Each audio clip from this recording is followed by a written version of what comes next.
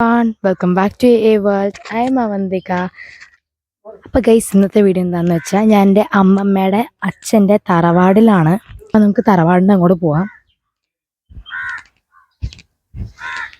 ഈ വഴി കൂടി പോകുമ്പോൾ ഒന്ന് സൂക്ഷിക്കുക, ഒരു പുല്ലാണ് ഗൈസ് നിറച്ചു. ഇതാണ് തറവാട്.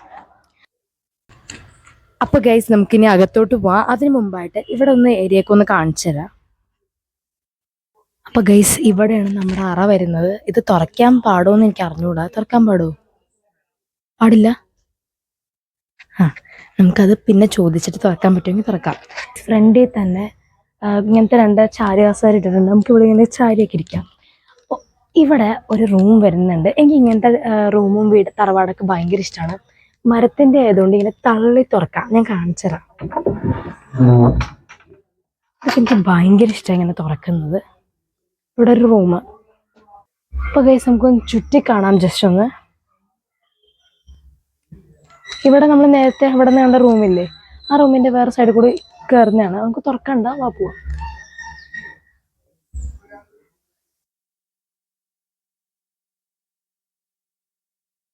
ഗൈസ്, ഈ റൂം തുറക്കാൻ പാടില്ല. ഗൈസ്, ഈ റൂം തുറക്കാൻ പാടില്ല.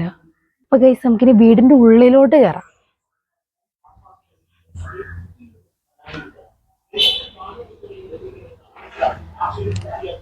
ഇത് വളരെ പഴയ വീടാണ്. പക്ഷെ ഇതെൻ്റെ അമ്മമ്മയുടെ കസിൻസ് ഒക്കെ ഈ വീട് യൂസ് ചെയ്യുന്നുണ്ട്. അപ്പം നമുക്കിനി അകത്തോട്ട് കയറാം. ഇവിടെയാണ് നമ്മുടെ ഹോള് വരുന്നത്. നേരത്തെ തള്ളി തുറക്കാൻ എനിക്ക് ഭയങ്കര ഇഷ്ടം.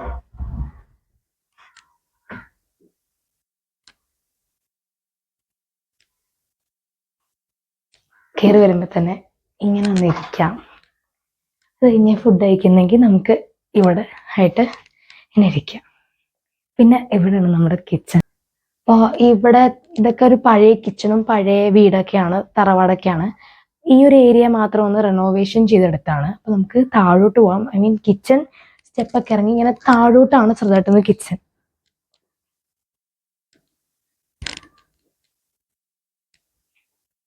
ഇവിടെ ഫുഡൊക്കെ ഉണ്ടാക്കിക്കൊണ്ടിരിക്കുകയാണ്. ഇവിടെ സർപ്പക്കാവുണ്ട്. അവിടെ വേണ്ടി നമ്മൾ വിളക്കൊക്കെ കത്തിക്കണം. അപ്പം അതിന് വേണ്ടിയിട്ട് പോവാണ്. നമ്മൾ പോവാം.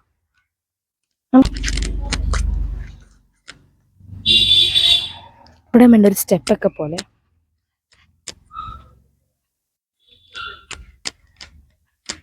അപ്പം നമുക്ക് അങ്ങോട്ട് പോവാം.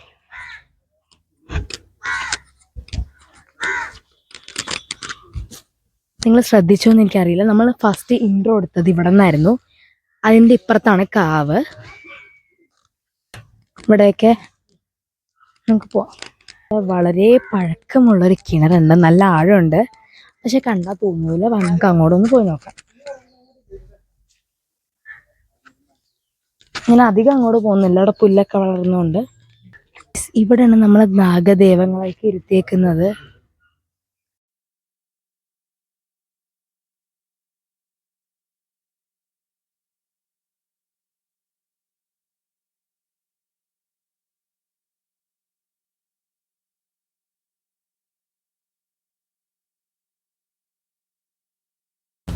ഗൈസ്, ഈ വിളക്ക് കത്തിക്കാണ്.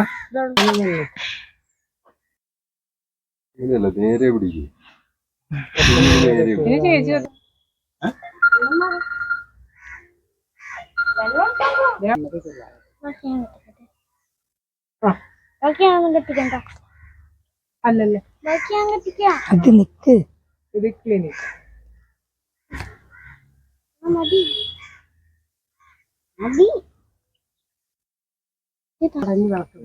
പോയിട്ടല്ലേ അത് കത്തത് പിടിക്കട്ടാ. തന്നെ പോലെ നിൽക്കുപോലെ കത്തിക്കണ പോലെ നിൽക്കും.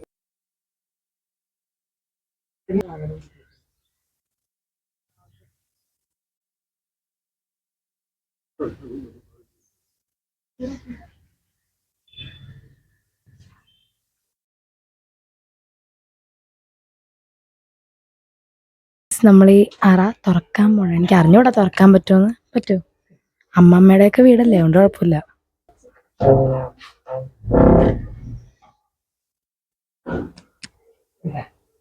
എന്റെ ബാക്കില് ആ ഡോറ് കണ്ട ഇതാണ് അതിന്റെ ഉള്ളിൽ അറിയണ്ടേ ഇതാണ് അറ നിറ.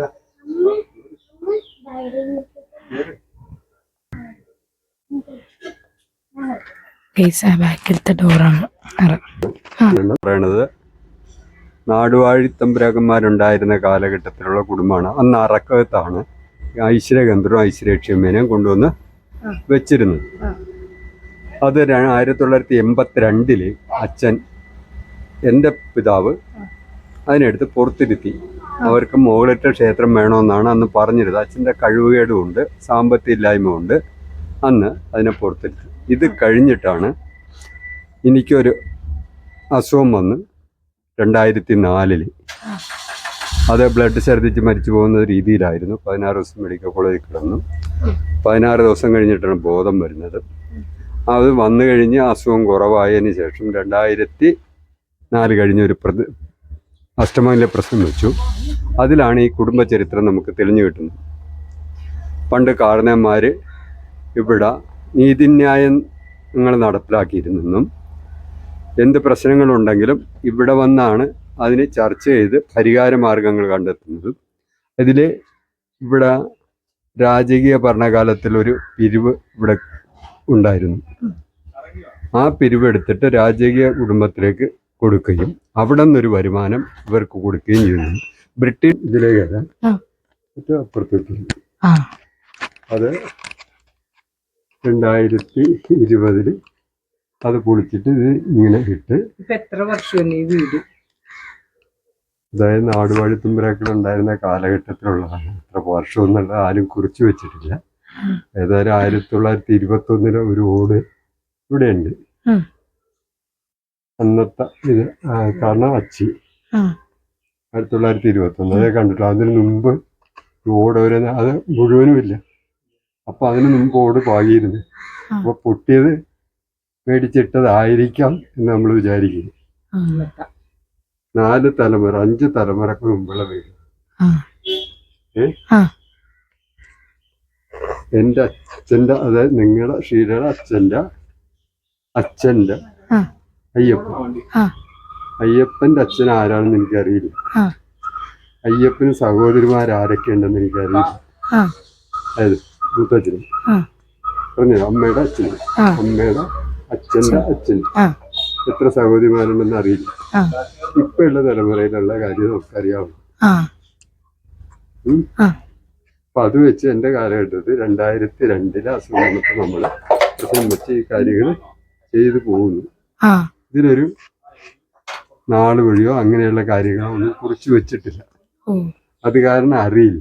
അപ്പൊ നമ്മൾ പ്രശ്നവിധിയിൽ, അഷ്ടമംഗല പ്രശ്നവിധിയിൽ ഇവിടെ എന്താ ചെയ്യേണ്ടത്, എങ്ങനെ പൂജ നടത്തണം, എങ്ങനത്തെ രീതിയിലാണ് നമ്മൾ കൈകാര്യം ചെയ്യേണ്ടത് നമുക്കറിയില്ലല്ലോ. അപ്പൊ പ്രശ്നക്കാരെ വിളിച്ചിട്ട് ആ പ്രശ്നം വെച്ചിട്ട് അതിൽ നിന്ന് ഉരുത്തിരിയുന്ന വാക്കുകൾ, വാചകങ്ങൾ, ആ കർമ്മങ്ങൾ നമ്മൾ അനുഷ്ഠിച്ച് പോകും. അപ്പൊ ഇപ്പൊ ഈ വാർഷികത്തിൽ ഒരു പ്രശ്നം വെക്കമുണ്ട്.